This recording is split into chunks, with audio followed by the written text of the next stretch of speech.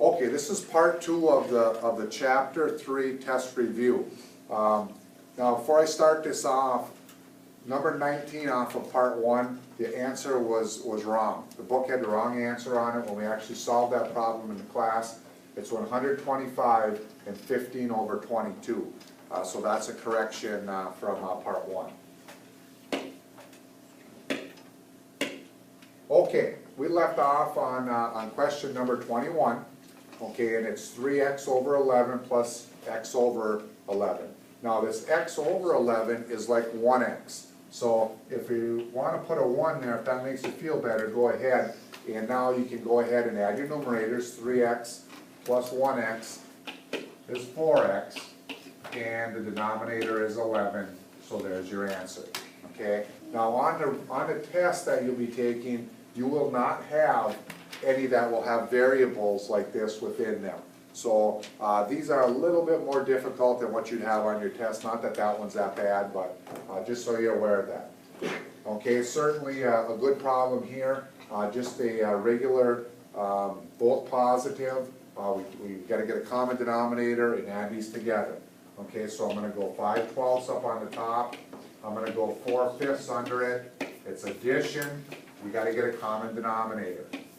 Okay, so I start here with the larger of my two denominators. 5 doesn't go into 12, so I can count by 12. But I know right off the bat that I'm going to have to multiply the two together to get my common denominator, which is going to be 60. So 60 is the least common denominator in this case. 12 times 5 makes 60. 12 times 4 is 48. Okay, 5 times 12 is 60. 5 times 5 is 25. So now I got to add these two together. Okay, so I end up with 3, carry my 3, 73 over 60. Okay, so which now that's an improper fraction. We want to change it to a mixed number. So 60 is going to go into 73 one time. There'll be 13 left. So we should have 1 and 13 60ths. Okay, and that was the answer to number 22. All right, let's go on to 23 now. 23 is a subtraction problem, but the first thing you need to check on a subtraction problem is, are we subtracting a larger amount or a smaller amount from a larger amount here? Okay, because if we're subtracting a larger amount from a smaller amount, then we're gonna end up with a negative answer, and we're gonna want to add the opposite. Okay, so I'm going to cross multiply, cross product to see which one of these fractions is actually larger. So when I cross here, I get 18 here. I cross here, I get 49. So this fraction, 7/9, is actually a greater fraction. So I'm taking a greater amount from a smaller amount. So that means I'm going to get a negative answer. So the easiest method here is to add the opposite. In other words, make this addition and change this to its opposite. Okay, now I have a positive plus a negative. By rule, I have to subtract. So I'm going to mark that down so I know what I got to do. Okay, and also the number that's furthest from 0 on the number line, which is the fraction 7/9, is negative. So that's going to make my answer negative. And I've also determined then this has to go on the top when I subtract. So I'm going to subtract. I'm going to have a negative answer. This needs to go on the top. So 7 over 9. And then under it, 2 over 7, I'm subtracting. This happens to be a negative fraction, but I don't even have to put that down. I know now already I'm going to have a negative answer when I get done. So I got to get a common denominator. Okay, so if I start with 9, okay, 7 doesn't go into 9, I'm going to multiply the two together.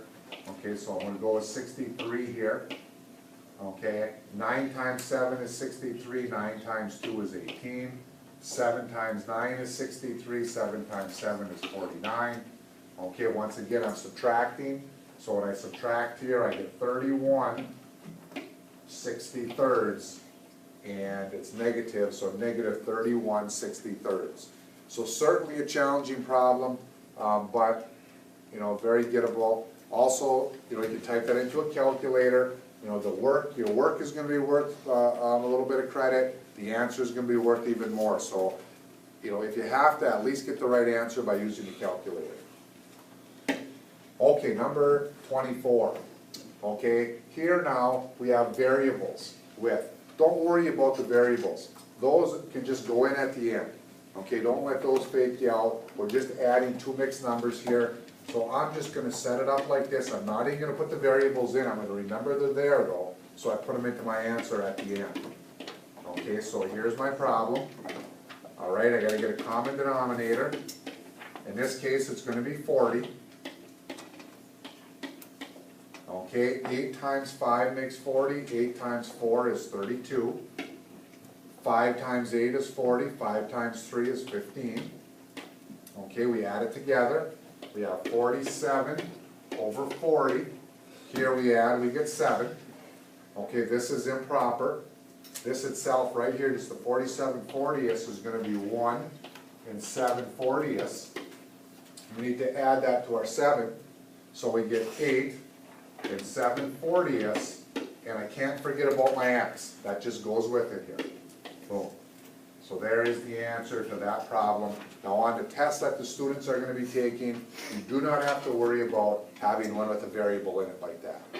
Okay, but that really doesn't make it that much more difficult once you see how that works. Okay, number 25.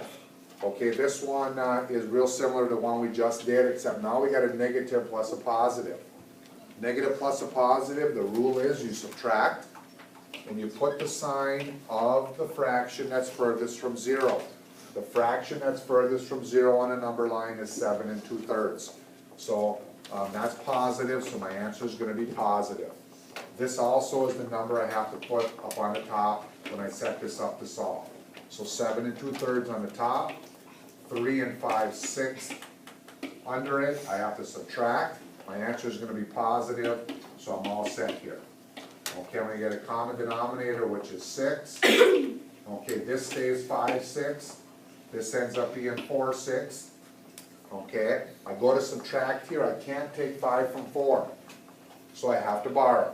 So I borrow from the 6, or from the 7, make it a 6. Bring my 1 over here. 6 times 1 is 6, plus 4 is 10. My new number up here is going to be 10. Okay, so now I got 10/6. It's really 6 and 10/6. If you reduce 6 and 10/6, it would reduce to 7 2/3. So you just written it in a non-reduced form. Now you can go ahead and subtract. You take 5 from 10, you get 5. Okay, so 5/6 here, and I can take 3 from 6, so I have 3 and 5/6 for my answer. I already had determined before I started the problem that it was going to be a negative or a positive answer, so I leave it just like that. Okay, so hopefully that'll help with the test.